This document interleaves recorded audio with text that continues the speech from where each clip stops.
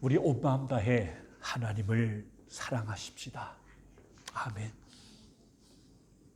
저는 지난주에 미국 오바마 대통령 시절 건축자문위원으로 활동하며 성공 신화를 쓴 대표적인 기독 경영인은 타마스의 대표 하형록 회장에 대해서 말씀드렸습니다. 여러분 기억나십니까? 그가 32살 때 처음으로 심장 이식 수술을 받을 때의 일화가 한 주간 내내 저의 뇌리에서 떠나지 않았습니다. 심장 이식 수술이라는 게 내형편이 아무리 일증해도 제때에 내게 맞는 그 장기가 공급되지 않으면 가능한 게 아니지 않습니까? 오죽하면 수술을 기다리다가 환자의 50%가 죽는다고 합니까? 무슨 물건 주문하듯이 할 수 없는 게 장기 기증입니다. 그래서 오래 기다림 끝에 내게 딱 맞는 그 심장이 제공됐을 때 이틀 만에 수술을 하지 않으면 확실히 죽는다는 생면부지의 여성을 위해서 언제 다시 올지 모르는데 내게 온 장기를 양보한다는 것은 결코 쉬운 일이 아닙니다. 의사가 말한 대로 일주일 안에 그것이 온다는 보장이 전혀 없지 않습니까? 그럼에도 그는 양보했습니다. 어떻게 가능했을까요? 그리스도의 사랑이 아니면 절대로 불가능한 일입니다.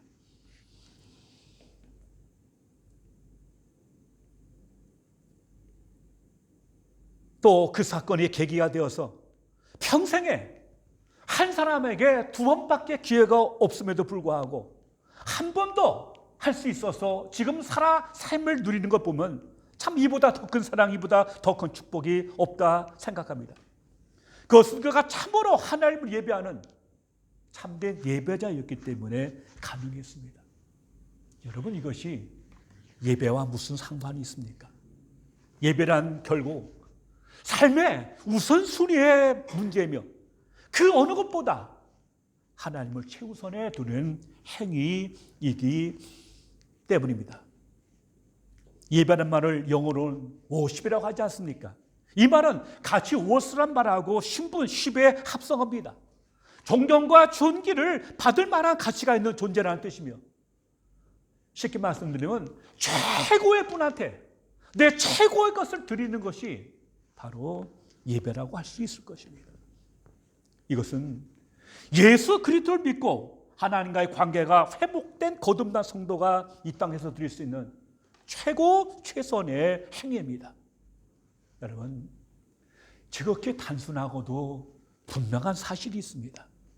예수 그리스도를 자신의 구세주로 믿음으로 그리스도 안에서 하나님과의 관계가 회복된 사람이라면 예배당에서 하나님께 영과 진리로 예배 드릴 수밖에 없고 예배당 안에서 영과 진리로 드려진 예배라면 그 예배는 교회 밖 자신의 삶으로 연결될 수밖에 없다는 사실입니다.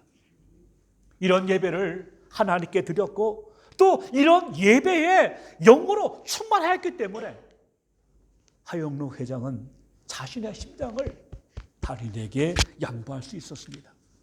더욱 그는 갑작스러운 심장 이상으로 병원에서 수술을 기다리면서 지난 자신의 삶을 돌아봤을 때 하나님께 뭔가 괜찮은 것 같은데 이웃과의 사랑에서 문제가 있음을 절실히 깨닫고 하나님 내게 다시 생명을 허락하신다면 이웃을 섬기면서 산다고 다짐했기 때문에 더욱더 이것이 절실하게 와닿았을 것입니다.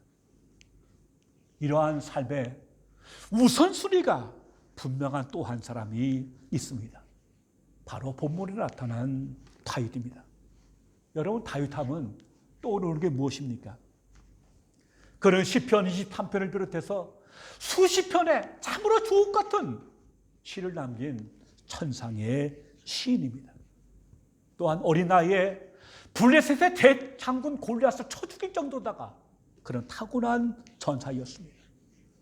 또한 수금을 켰다면 악신이 도망갈 정도다가 영감 있는 연주자였습니다. 그리고는 이스라엘 통일 왕국을 이끌어간 위대한 정치가였습니다. 얼마나 정치력이 탁월했으면 12지파가 와서 제발로 와갖고 제발 우리의 왕이 되달라고 그렇게 부탁을 했겠습니까? 다윗은 스스로를 돌이켜서 이스라엘의 노래 잘하는 사람이라고 이렇게 말을 하고 있습니다. 사실 다윗을 보면 말입니다. 참 부러워요. 샘이 정도입니다. 한 사람이 자기 분에서 최고의 그것을 그런 여러 개를 다 한 참 탁월한 사람입니다. 그러나 그와 같은 여러 재능과 별명에도 불구하고 가장 마음에 들고 가장 인상적인 건 뭡니까? 하나님께서 그를 뭐라고 했습니까? 내 마음에 합한 사람이라고 했습니다. 내 마음에 맞는 사람, 내 마음에 쏙 든다는 표현이 아니겠습니까? 여러분, 다윗의 무엇이 그렇게 하나님 마음에 들었을까요? 그 이유를, 그 비밀을 본문은 말씀하고 있습니다. 그동안 다윗은 이스라엘 12지파 중에서 유다 지파 한 지파의 왕으로서 헤브론에서 7년 6개월 동안 유다 지파를 다스렸습니다. 그리고 때가 차자 이제는 이스라엘 전체 12지파가 와서 우리들의 왕이 되어달라고 부탁했습니다. 그래서 다윗은 왕이 되었는데 수도를 헤브론에서 예루살렘 다윗성으로 옮겼습니다. 그리고 그가 공식적으로 제일 처음 한 행사가 뭡니까? 오늘 본문의 사건입니다. 바알 네루다에 있는 하나님의 법궤를 다윗성 예루살렘으로 옮기는 작업을 그런 최초로다가 그 일을 하고 있던 것입니다. 그럼 법궤라는 것은 하나님의 언약의 상징입니다. 또한 하나님의 임재의 상징입니다. 이 법궤를 예루살렘 성에 옮겨온다는 것은 하나님께서 이스라엘 전체 모든 것의 중심이며 하나님께서 그 모든 것을 주관하신다는 사실을 여기서 강조하고 있는 신앙 고백이고 그 같은 믿음의 선포라고 볼 수 있습니다. 하나님께서 정치, 경제, 사회, 종교 모든 분야에 유일한 우리의 왕이시다. 그분이 다스리신다. 그분이 우리가 믿을 하나님이심을 만천하에 공개하고 선포하는 사건이 바로 뭐냐? 이 법궤를 예루살렘으로 옮겨오는 것입니다. 오늘 본문 우리가 읽은 12절 이하부터 23절은 사실은 다윗이 두 번째 법궤 옮기는 시도를 한 것입니다. 1절부터 11절은 제1차로 그걸 했는데 그만 처참하게 실패하고 말았어요.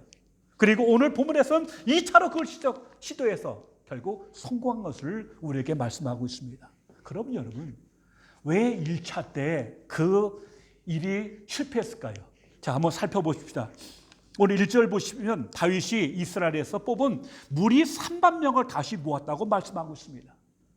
여러분 법궤는요 길이가 1.2m, 나비하고 높이가 60cm밖에 안 되는 작은 나무로 만든 궤입니다.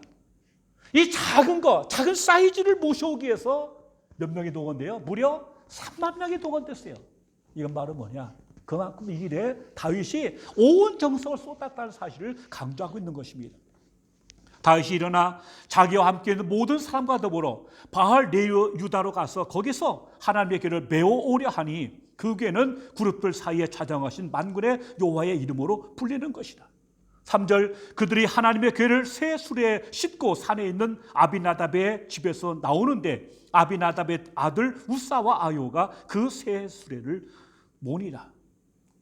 자, 4절 보세요. 그들이 산에 있는 아비나답의 집에서 하나님의 궤를 싣고 나올 때에 아요는 궤 앞에 가고 다윗과 이스라엘 온 족속은 잣나무로 만든 여러 가지 악기와 수금과 비파와 소금과 소고와 양금과 재금으로 여호와 앞에서 연주하더라.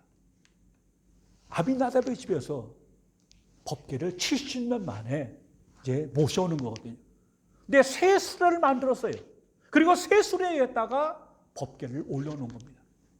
그리고 아비나답의 두 아들 아효와 우사가 앞에서 또 뒤에서 이렇게 새 수레를 모시고 나오고 있는 겁니다. 그럴 때 온 백성은 악기를 동원해서 그 일을 찬양하고 기뻐하면서 그 일을 즐거워했습니다. 그러다가 문제가 생겼습니다. 자, 6절 보세요. 그들이 나곤의 타작 마당에 이르러서는 소들이 띠므로 우사가 손을 들어 하나님의 궤를 붙잡았습니다. 갑자기 나곤의 타작마당이라는 곳에 내려왔는데 그만 갑자기 소가 뛰는 거예요. 그러니까 덜컹덜컹하면서 뛰니까 이 법궤가 흔들리지 않습니까? 그러니까 우사가 그게 떨어질까 봐 손을 들어서 그걸 탁 잡았어요. 근데 그 순간 어떤 일이 났습니까? 여기 참 이해가 안 되는 말씀이 있어요. 7절 보세요. 여호와 하나님이 우사가 잘못함으로 말미암아 진노하사 그를 그곳에서 치시니 그가 거기 하나님의 궤 곁에서 죽으니라. 돌발 사태가 생겼어요. 소가 뛰어서 수레가 흔들려서 그만 법궤가 떨어질까 봐 우사가 그걸 붙들었는데 하나님이 그를 쳤어요. 그래서 그 자리에서 우사가 죽고 말았어요. 이 엄청난 사태 앞에 모두가 깜짝 놀랐어요. 그리고 얼어붙었어요. 그리고는 더 이상 이 행사는 진도가 나갈 수 없었습니다. 다윗은 너무 놀라고 너무 두려워서 그것을 더 이상 모셔갈 수가 없었고 그 가까운 오벳 에돔이라는 사람의 집에다가 그 궤를 임시 맡겨놨습니다. 자, 근데 여러분 분명 우살은 그 궤가 떨어질까 봐 손을 들어서 그를 붙잡았는데 왜 그가 죽임을 당했을까요? 이 문제가 풀려지지 않으면요 우리 신앙생활에서 심각한 문제가 많이 생길 수 있습니다. 이것에 대해서는 다음 주일날 제가 보다 자세히 설명해 드리도록 하겠습니다. 아마도 그날 다윗은 큰 충격을 받았을 것입니다. 그리고 도대체 무엇이 잘못됐을까? 어디서부터 잘못됐을까를 곰곰 생각했을 것입니다. 그러면서 자신의 지난 삶도 다시 돌이켜보는 시간을 가지게 됐을 것입니다. 그리고 나서 3달이 흘렀습니다. 그런데 어떤 사람이 소식을 전해주는데 그 법궤가 있는 오벳 에돔의 집에 하나님께서 큰 복을 주셨다는 겁니다. 그러니까 다시 용기가 생겼어요. 그래서 다윗이 2번째 시도한 것이 오늘 본문의 내용입니다. 오늘 본문이 지난번하고 뭐가 다릅니까?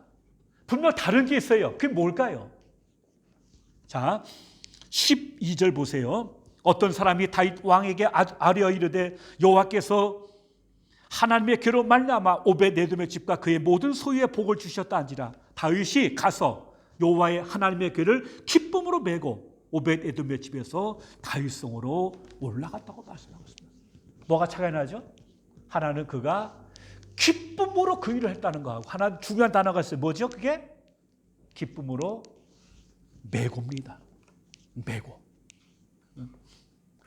오늘 똑같은 사건을 역대상 15장 11절부터 13절에 이렇게 말합니다. 우리 함께 읽을까요?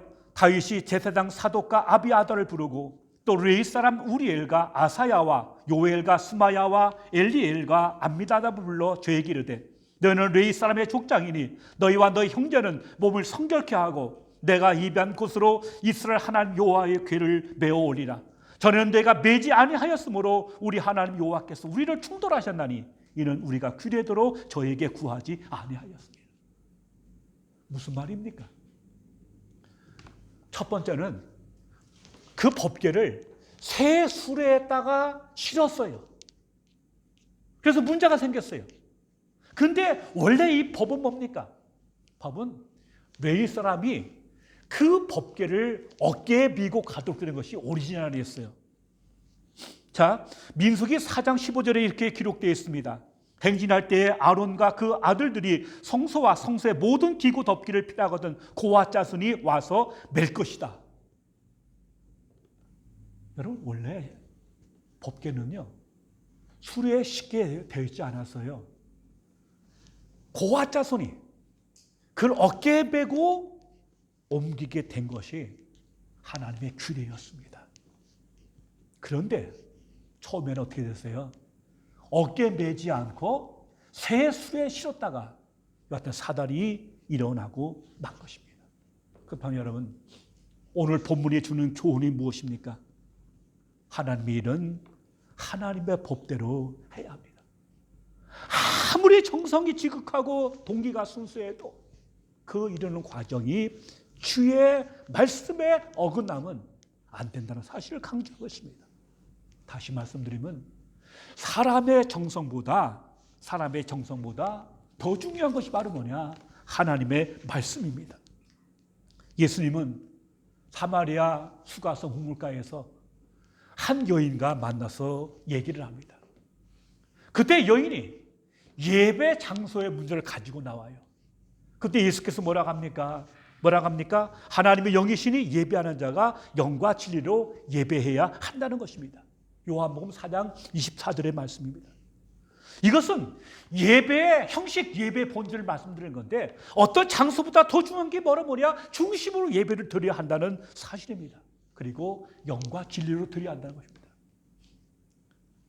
영이신 하나님께 영으로 우리의 존재 전부를 다해서 드려야 하는데 반드시 뭐예요? 영과 진리로 드려야 한다는 것입니다. 그래서 진리란 건 바로 뭡니까? 하나님의 말씀에 맞게 드려야 한다는 사실입니다. 그렇기 때문에 정성도 다 중요하지만은 제일 중요한 건 뭐냐? 영이신 하나님께 내 영을 다해서 진리에 근거해서 예배를 드려야 한다는 사실입니다. 그래서 다윗은 말씀에 비춰보니까 이게 잘못됐거든요. 그러니까 다시 교정해서 그 말씀에 맞게 오늘 하나님 앞에 이 법궤 옮기는 작업을 하고 있는 것을 본문에 말씀하고 있는 것입니다. 여러분, 정성으로 치면요, 솔직히 무당 그분들 굿하는 거 못 따라갑니다. 그래서 아무리 추운 겨울에도요, 목욕 재개하고 한복 입고 하는 그 정성 보면요, 왜 못 따라가요? 그러나 그들의 그것이 그게 아닌 건 모릅니까? 그가 진리로 들어진 것이 아니기 때문에 그래서 하나님께서 결코 받을 수 없는 것입니다. 오늘 다윗은 그야말로 온 중심을 다해서 하나님께 그의 마음을 다 드리고 있습니다. 시편들을 보십시오. 여호와의 궤를 맨 사람들이 6걸음을 가매 다윗의 소와 살찐 송아지로 하나님께 제사를 드렸어요. 또 주께서 그 제사를 받으시니까 14절입니다. 다윗이 여호와 앞에서 힘을 다하여 춤을 추는데 그때에 다윗이 배에 에봇을 입었더라. 그 제사가 받아들여지니까 다윗이 너무 좋았어요. 그러니까 벌떡 일어나더니 그가 뭐 했습니까? 덩실덩실 춤을 추는 것입니다. 이 춤춘다는 동사, 히브리어 동사 메카르케르라는 말은 뭐냐면 빙빙 돌다 춤추다는 뜻의 카라르의 분사형이기 때문에 이 말은 뭐냐면요, 한 번 추고 끝난 게 아니고요, 계속 빙빙 돌면서 그가 하나님께 춤을 췄다는 거예요. 그리고 뭐요? 힘을 다해서, 온 힘을 다해서 그런 전심으로 하나님 앞에 진짜 춤추며 그를 예배했던 것을 볼 수 있습니다. 여러분, 이것은 그저 한 번 보여주게 하는 쇼가 아닙니다. 한 번 해본 게 아닙니다. 그런 온 힘을 다해서 계속 빙글빙글 추면서, 그래서 아마 배 에봇이 드러나서 속살이 나왔는지 모르겠습니다. 한번 상상해 보십시오. 다윗이 춤추는 모습을. 이걸 어떻게 생각하십니까? 야, 정말 최신머리 없이 왕이 돼갖고 저게 뭐냐? 도대체 저게 뭐 하는 짓이냐? 그렇게 볼 수 있고요. 또 어떤 사람들은 정말 우리 임금 다윗이 정말 하나님을 사랑하는구나. 저가 정말로 하나님을 예배하는구나. 여러분은 어떻게 보십니까? 어느 편입니까? 만약 여러분이 다윗이라면 어떻게 할 수 있겠습니까? 이 춤추는 다윗을 어떻게 보느냐에 따라서 우리의 예배, 우리의 신앙, 우리의 모든 것이 드러날 수밖에 없습니다. 근데 오늘 본문에 보면요, 그러한 다윗의 춤추는 모습을 보면서 아주 못마땅하게 여긴 사람이 있었어요. 그가 누굽니까? 미갈입니다. 미갈은 초대 왕이었던 사울의 딸입니다. 어려서부터 왕국에서 컸어요. 왕국의 예절과 법도를 익혔겠죠. 그러니까 다윗 미갈이 내려다 보니까 다윗이 그 춤추는 모습을 보니까 너무너무 한심해 보였어요. 어떻게 왕이 백성들 혼자서 저 난리를 치고 있느냐 거죠. 출신은 어쩔 수 없다 저거. 그래서 아주 경멸하고 그를 업신여겼다고 본문에 말씀을 하고 있습니다. 그래서 다윗이 모든 백성을 축복하고 번제와 화목제 드리고 다 축복하고 선물 다 나눠준 다음에 집에 돌아와서는 가족들을 축복하려고 들어왔어요. 그런데 그런 다윗에게 오늘 이 사람이 뭐라고 합니까? 뭐라고 해요?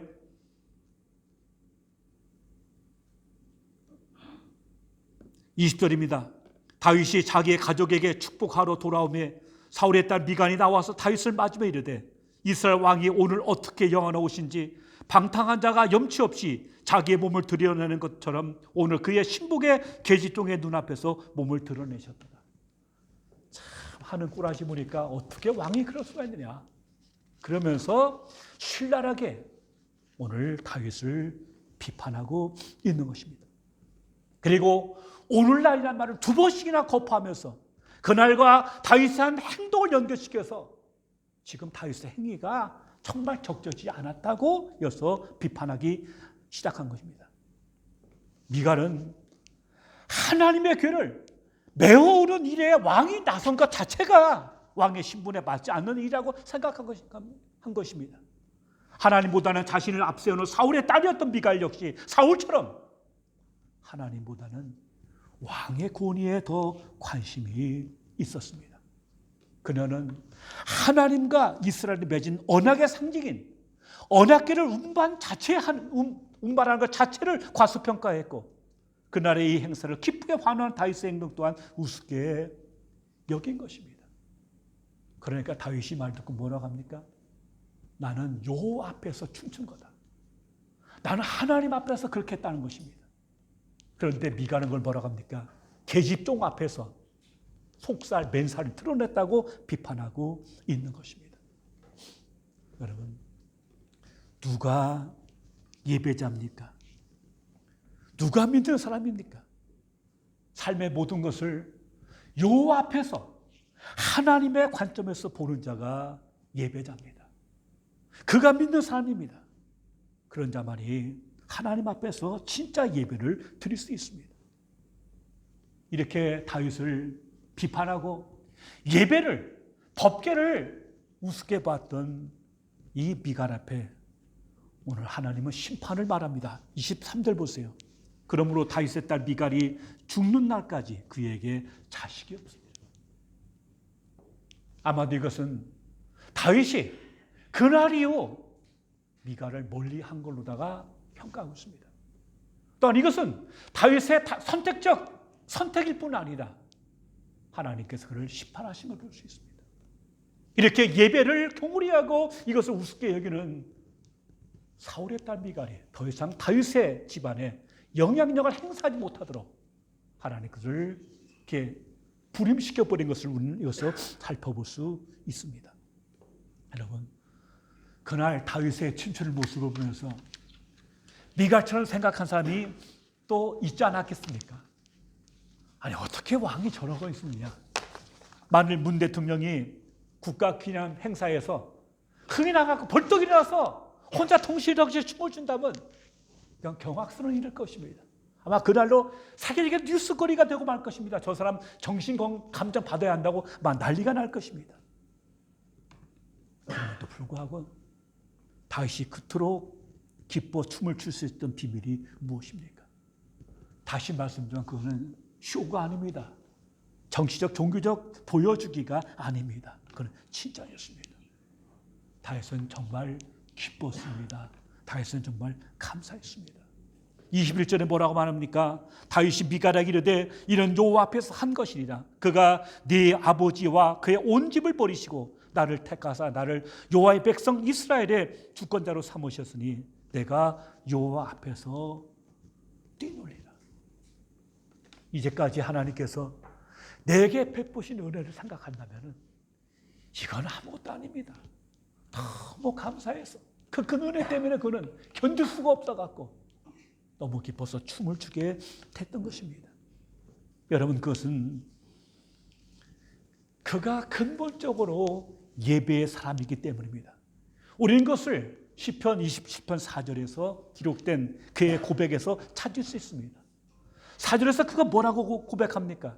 내가 여호와께 청하였던 한 가지 일 곧 그것을 구하리니 곧 나로 내 생전에 여호와의 집에 거하여 여호와의 아름다움을 앙망하며 그 전에서 사모하게 하실 것이다. 여러분, 하나님께서 여러분에게 딱 한 가지 소원을 얘기하라, 내가 들어줄게 하면 여러분 무엇을 청하시겠습니까? 시편 27편 4절 다윗은 이렇게 청합니다. 곧 나로 내 생전에 여호와의 집에 거하여 여호와의 아름다움을 앙망하며 그 전에서 사모하게 하실 것이라. 다윗의 소원은 내 생전에 내 모든 날에, 살아있는 모든 날에 하나님 앞에서 예배하며 주를 더 알아가기를 원한다. 주를 더 찬송하기를 원한다. 이것이 다윗의 소망이었습니다. 그렇기 때문에 하나님은 그를 내 마음에 합한 자라고 하는 영광스러운 칭호를 붙여 주신 것입니다. 제 어머니께서는 말년에 뇌졸중으로 고생하셨습니다. 제가 모실 형편이 못 돼서 형님이 모시고 계셨는데 어느 날 제가 어머니에게 물어본 적이 있습니다. 엄마 소원이 무엇이냐고 제가 물었어요. 그때 제 어머니가 하신 말씀이 제 평생에 잊을 수가 없습니다. 어머니는 저를 바라보시면서 이렇게 말씀하셨어요. 교회에 가서 실컷 울고 실컷 기도했으면 좋겠다. 저는 전도사이면서도 어머니의 소원을 이루어 드리지 못했습니다. 근데 그 마음에 걸렸어요. 교회 가서 실컷 울고 실컷 기도했으면 좋겠다는 그 어머니의 그 중심은 뭐가 있습니까? 예배 마음이 있는 게 아니겠습니까? 저는 그것이 다윗의 마음이라고 생각합니다. 여러분, 예배는 우선순위 문제입니다. 내 최고의 것을 최고의 분에게 올려준다는 의미에서 그렇습니다. 하영록 회장이 언제 자신에게 심장이 제공될지 모르는 상황에서도 수술이 시급한 다른 이에게 심장을 양보할 수 있었던 것은 그가 예배당 안에서는 물론 예배당 밖에서도 자신을 산제물로 하나님께 드리는 진정한 예배자이기 때문에 가능했던 사건입니다. 참된 크리스찬, 참된 예배자라면 예배당 안에서는 물론이고 예배당 밖 삶 자체가 하나님께 영과 진리로 드려지는 예배여야 합니다. 주일 아침 예배당에서 시작된 예배는 토요일 저녁 우리의 삶 속에서 완성되기 때문입니다. 예배당이 하나님과의 단절된 관계를 회복하고 식화하는 장소라는 의미에서 중요하다면 우리 삶의 터전은 회복된 하나님과의 관계를 스스로 증명하고 실습하는 실습장이기 때문에 더욱 그러합니다. 그래서 주님이 이렇게 말씀하셨습니다. 너희는 먼저 그의 나라와 그의 의를 구하라. 그러면 이 모든 것을 너희에게 더하시리라. 여러분, 어떻게 가능합니까? 먼저 하나님 앞에서 예배드림을 통해서 가능하지 않습니까? 다윗이 오늘처럼 먼저 하나님을 찾았을 때, 그가 진정한 예배자의 삶을 살았을 때 다윗 개인도 그의 가정도 이스라엘도 형통했습니다. 큰 복을 받았습니다. 그러나 그의 삶 속에 이러한 예배의 스피릿이 희비해졌을 때 다윗 개인은 물론 그의 가정과 나라는 파국을 맞을 수밖에 없었습니다. 무엇이 문제입니까? 예배당 안에서 영과 진리로 예배 드리지 않는 사람이 삶의 현장에서 그 삶으로 예배 드릴 수 있습니까? 하영록 회장처럼 그 어려운 순간에 산 제물로 드려지는 삶이 가능합니까? 주님은 오늘도 영과 진리로 참으로 예배하는 자들을 찾으십니다. 왜 하나님께서는 이러한 예배자들을 찾으십니까? 바로 그와 같은 자들 통해서만 하나님께서 당신의 뜻을 이 땅에서 세워 가실 수 있기 때문입니다. 너희는 먼저 그의 나라와 그의 의를 구하라. 그리하면 이 모든 것을 너희에게 더하시리라. 기도합니다. 아버지 하나님 감사합니다. 먼저 그의 나라와 그의 의를 구하게 하시고 먼저 내 중심 전 존재장에서 하나님께 예배하게 하옵소서. 우리가 교회에서 예배당에서 예배하는 자로 삶을 통해서 우리 삶의 자리에서 산제물로 드려지는 그 예배가 완성될 수 있는 은혜 주시옵시고 하나님 앞에서 참으로 춤추며 노래하고 찬양했던 다윗처럼 그 정신 그 마음으로 우리의 남은 생애를 살아가게 하옵소서. 그래서 승리하게 하시고 하나님께 영광 돌리게 하옵소서. 예수님 이름으로 기도하옵나이다. 아멘.